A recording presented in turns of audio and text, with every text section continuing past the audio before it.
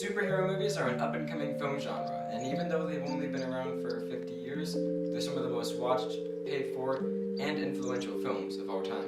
To be fair, the first superhero movie wasn't Batman, but it was actually a film created by Louis Fantamos called Fantamos.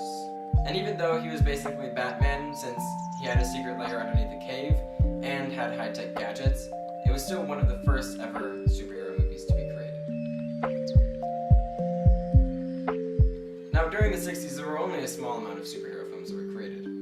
Most of them had to do with a Superman, or a fantastic something or other, or someone that had to do with freedom, because America. But the most popular was Batman. Now, there was Batwoman, but yeah, we don't talk about that one. This film, in my opinion, is one of the goofiest films of all time. Not because they meant it to be, but just, oh, here.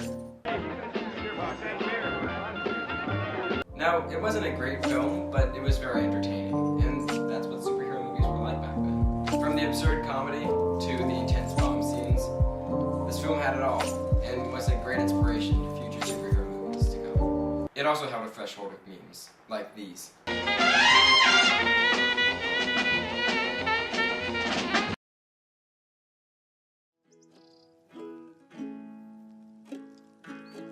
During this time period, there was an overflow of superhero movies coming out. Now, most of them were single-series films, but there were some that were multiple series, like Spider-Man. The most popular one was, well, you guessed it, Superman. This film had a strong influence on future superhero films, mainly because it did so well, but it was also very heartwarming. It really gave us the superhero feel. Though it lost its goofy funniness, there were still some films that came out, like The Incredible Hulk, that were just absolutely hilarious.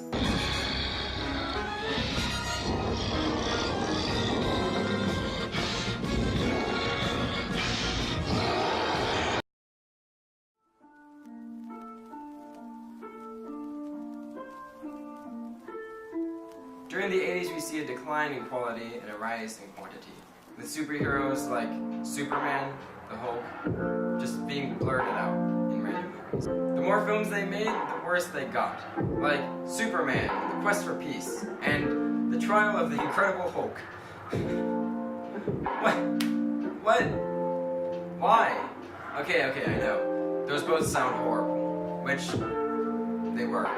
But the most popular one of this time period was, yet again, Batman.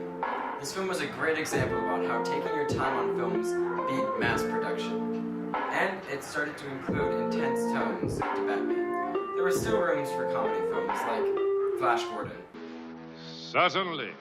Not to blast her into space? Until such time as you grow weary of her. This is the time period when superhero franchises started to rise. In the 90s, when Batman was being spewed out, superhero movies like The Fantastic Four and Teenage Mutant Ninja Turtles were rising and growing. These are the first of their time having more than one superhero in a movie, which led to future movies. Though not very many superhero films were being created during this time period, the trend of comedy superhero movies was continuing with films like Mask. Overall, this decade was really a growing period for superhero films.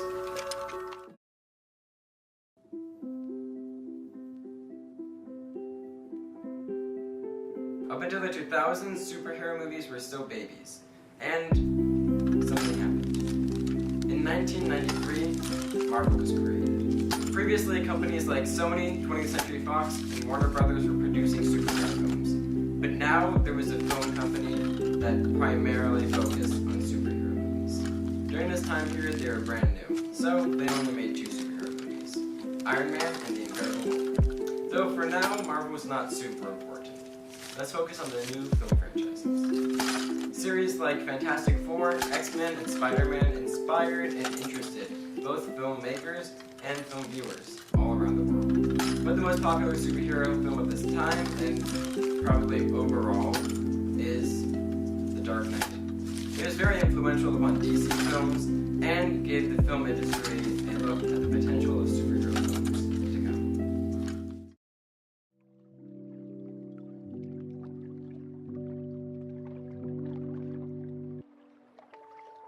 2010 is when superhero films started to grow. Marvel produced 18 films and is expected to produce 21 films by the end of 2019. And holy crap, they make a buttload of money. It's estimated that Marvel makes around $800 million per film. And some of the films gain over $2 billion. Jesus Christ, that's insane. In 2016, DC became a company and started to create more DC films. This is when we see superhero films become the most watched and talked about films of all time. The most popular films during this time period were Logan, Spider-Man Into the Spideyverse, The Dark Knight Rises, and basically all the Avengers films. The most influential during this time period was probably Avengers Infinity War, because it combined both comedy and tragedy, and gave a great film look.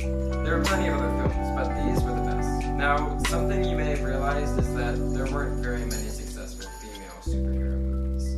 The only female superhero movies that we saw were Batwoman, Supergirl, Catwoman, and Wonder Woman. Now, besides Wonder Woman, those all sucked. Like, oh my god. They were really bad. And those 4 were the highest rated ones. Ooh. So, dear Marvel, get your shit together and make some films about Black Widow, Scarlet Witch, Gamora, and Captain Marvel. And yes, I know that there's a Captain Marvel movie coming out, but oh my god. Looks so stupid. The superhero movie industry is growing day by day, but for fuck's sake, Marvel, make a Scarlet Witch movie. Come on, get your ass together.